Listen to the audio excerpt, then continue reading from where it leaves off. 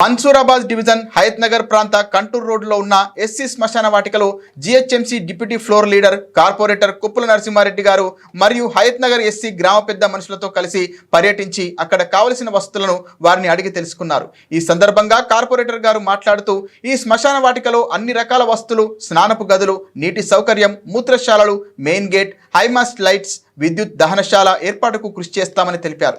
అసంపూర్తిగా ఉన్న పనుల ప్రతిపాదనలను వెంటనే సిద్ధం చేయాలని అధికారుల దృష్టికి తీసుకెళ్తానని పేర్కొన్నారు. ఈ కార్యక్రమంలో కోదండ సూరి, సత్యనారాయణ, లక్ష్మీదాస్, లక్ష్మీ నరసింహ, జంగయ్య, ముత్యాలు, వెంకటేష్ మరియు బీజేపీ నాయకులు, కార్యకర్తలు పాల్గొన్నారు.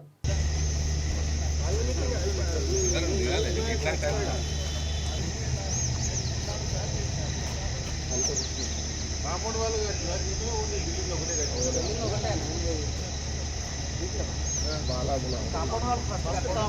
వాల్ ఫస్ట్ కట్టింది. ఆ గేట్ వరకు